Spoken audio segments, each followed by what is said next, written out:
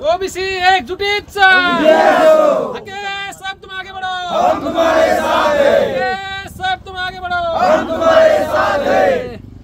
एकच पर्व ओबीसी सर्व, एकच पर्व ओबीसी सर्व, ओबीसी एकजुटीचा विजय असो, ओबीसी एकजुटीचा विजय असो। एकच पर्व ओबीसी सर्व, एकच पर्व ओबीसी सर्व। या फाट्यावरती उद्या होत असलेली शिंगरवाडी या ठिकाणी महाएल्गार मेळावा ओबीसीचा मोरक्या लक्ष्मण हाके सर यांच्या स्वागतानिमित्त उद्याच्या एल्गार मेळाव्याच्या स्वागतानिमित्त काही ओबीसीच्या कार्यकर्त्यानं बॅनर लावले, परंतु लोकशाहीमध्ये हे करत असताना दुसऱ्या बाजूच्या लोकांनी तिथं यायचं नसतं।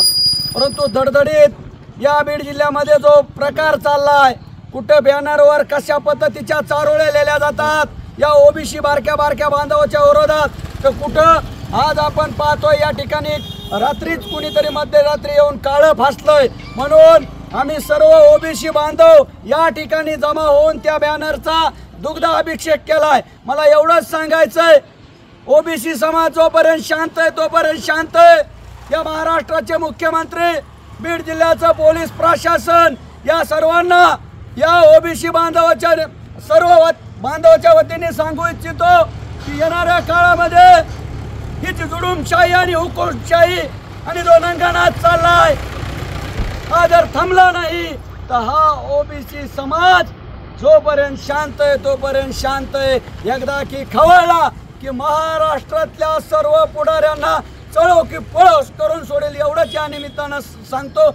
ओबीसी एकजुटीचा एकच पर्व, ओबीसी सर्व, एकच पर्व, ओबीसी सर्व।